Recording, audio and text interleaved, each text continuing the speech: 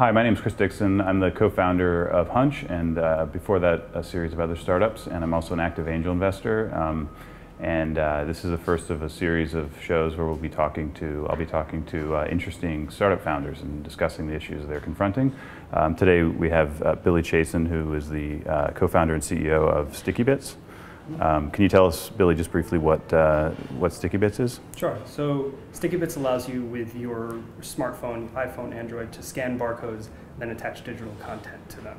And then whenever anybody else scans that same barcode, they see that digital content. And so I remember getting in the mail a package of these Stickybits barcodes, and that's like something you did for promotional reasons, but. Yeah. And since then you've sort of narrowed your focus a little bit, or? Right. So we started off with just everybody gets individual stickers with barcodes, and then we realized that people were actually scanning barcodes that are around us on different products and whatnot. In fact, 80% of our scanning was products that were already around us, which was totally different than where we originally started.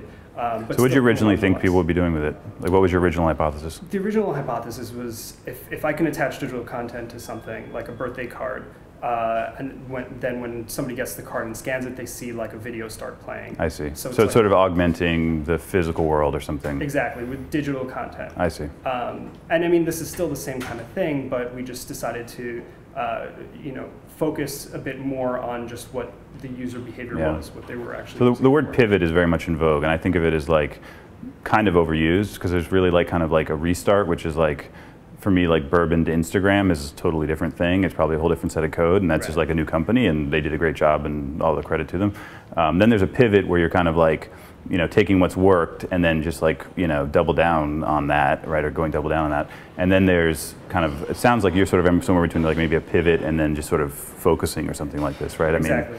I mean, so you sort of looked at the user behavior and saw what people were actually doing with it, and I guess we're willing to throw. I mean, did you find that hard to do? Like, I think a lot of people get. What I find is a sign of like mature entrepreneurs when you're able to kind of throw away some of your original hypotheses and maybe some of the dreams around that at least, or at least postpone them. Was that like a difficult thing to do, or? Yeah, I mean it's and when you're running a company and it's very important to obviously go where your users are kind of directing you. The path that you begin at is not necessarily where you end. And if you're stubborn and you're not willing to fail fast and you're not willing to figure out what's working and what's not, then it just feels like it's just not going to work, and you're going to have to either do something like just completely shut down and start over, or just completely ditch the project entirely. Yeah.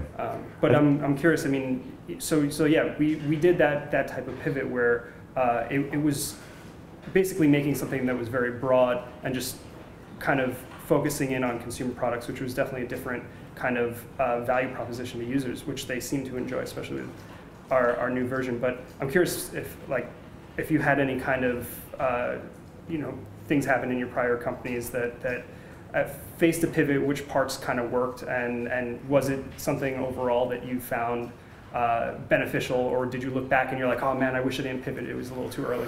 Yeah, I think, I mean, my experience both like personally starting companies and also just seeing a lot through investing is that the most common mistake is to pivot too late, I think, is to be sort of, and that's because you've, a number of things, you have sunk costs.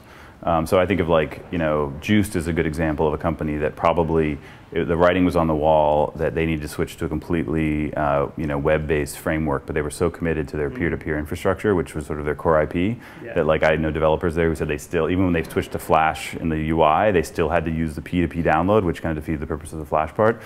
So like there's a sort of sunk cost thing, and you get sort of married to your project. And it's a tough trade-off, because on the one hand, I think it's important to be iterative and listen to the market. On the other hand, some of the greatest companies were, formed by very stubborn people. Right. There's that kind of, and you kind of doubt yourself sometimes, because you're like, you have this vision for something, and you're like, how stubborn will I be? Because you know that they're the people that are stubborn, and then time proves them. Steve Jobs, as an example, right? Like, he just doesn't listen to the market at all and just decides what it's going to be. And some of the best, and like the famous example, Sony, when they were run by Morita, who did, invented the Walkman and every CD and all these other things, and just said, market research is for suckers or whatever. And then once he left, of course, the company's been in steady decline. So it's just, it's a tricky thing, right?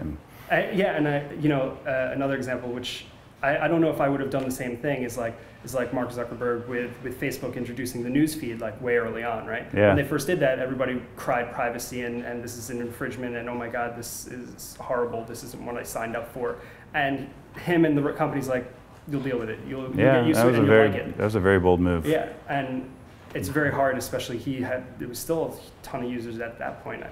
How can it seems kind of difficult to tell all of your users, just trust us, we know what we're doing.